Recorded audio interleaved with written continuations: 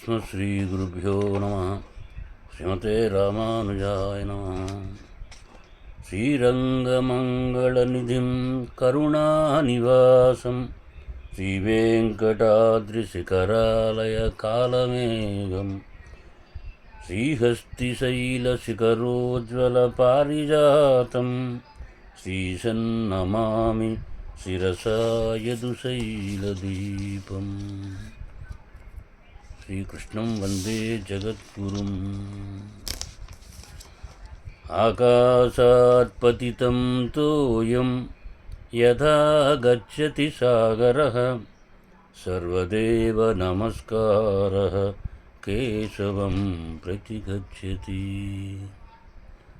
ఆకాశాత్ పతితం తోయం యథా గచ్చతి సాగరం సర్వదేవ నమస్కారః కేశవం ప్రతిగచ్చతి అని.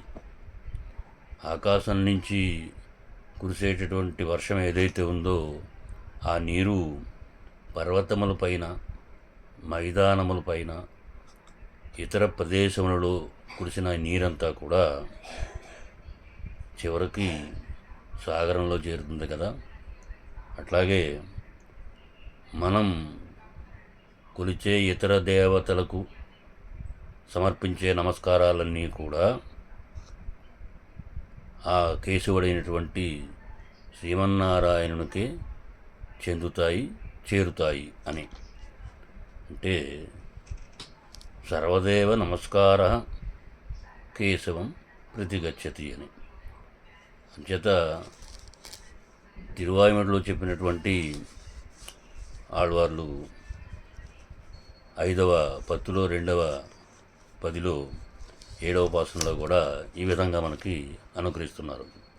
నిరుత్తి ముమ్ముళ్ళత్తు కొళ్ళుం దైవంగళ్ ఉమ్మై ఉయ్యకోள் மறுத்தும் அவனோடே கண்டீர் மார்க்கண்டேயனும் கரியே கருத்த மனம் ஒன்னும் வேண்டா கண்ண நல்லால் தெய்வமில்லை இருப்பதெல்லாம் அவன் மூர்த்தியாய் அவர்க்கே இருமினே అని.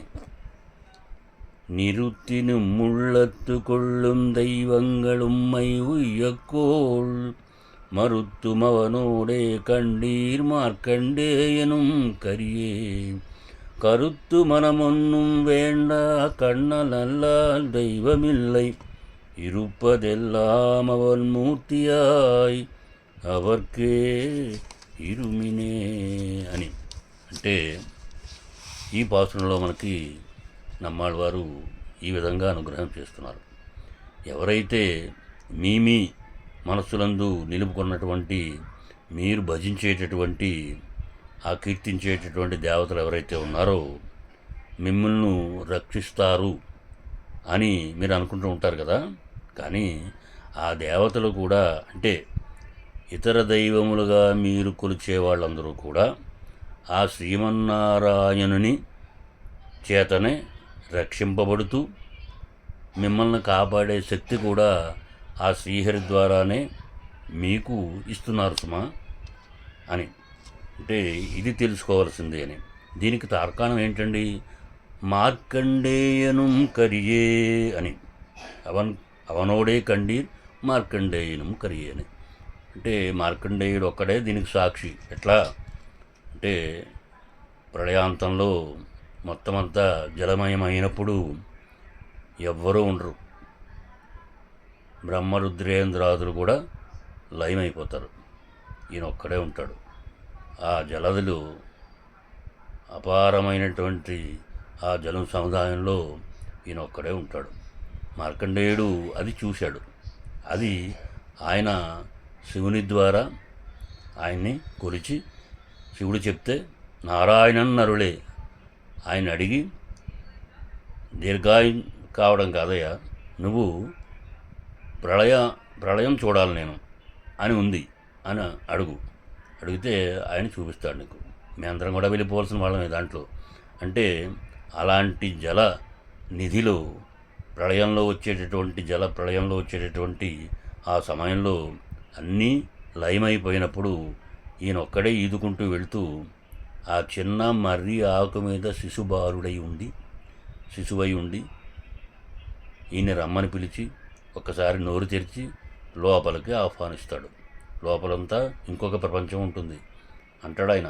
కల్పక్షయే పునస్తాని కల్పాలు విశ్వజామ్యం అని కదా గీతలో చెప్పాడు. అందుకని మార్కండేయుడు సాక్షి మనకి, ఎందుకంటే ఆయన ఒక్కడే అని చెప్పడానికి. అందుకని ఇక్కడ అంటున్నారు అన్నమాట. ఆ శ్రీకృష్ణుని మించిన దైవం ఏమైనా ఉందా అంటే లేదయ్యా, సర్వదేవత నమస్కారాలు కూడా ఆయనకే చెందుతాయనేటటువంటి ఒక సూక్తిని నమ్మాళ్ళవారు సైతం కూడా మనకి ఇచ్చినట్టుగా తెలుస్తోంది. అందుకనే భీష్మాచార్యుడు కూడా ఒకానొక సందర్భంలో ఆయన కూడా అంటాడు. ఎందుకంటే సాధారణంగా భీష్ముడు అనగానే మనకి అనిపిస్తుంది,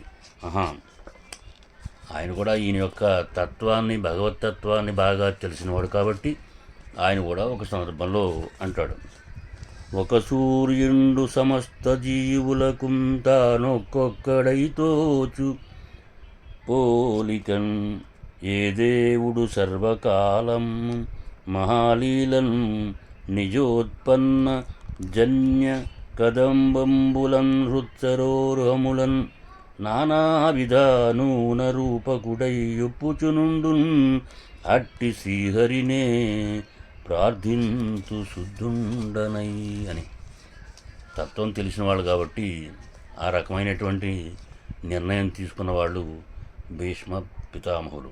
అందుకని శ్రీమన్నారాయణుడు మాత్రమే మోక్షం ఇవ్వగలిగిన వాడు కాబట్టి ఆయన్నే మనం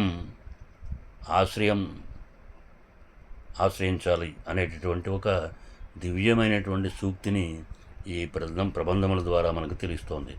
దివ్య ప్రబంధం అనడానికి కారణం ఇవన్నీ కూడా దివ్యమైనటువంటి దివ్య సూర్యుల చేత అనుగ్రహింపబడినటువంటి దివ్య సూక్తులు కాబట్టి ఇది దివ్య ప్రబంధమైనదని మనకు తెలుస్తోంది. జై శ్రీమన్నారాయణ.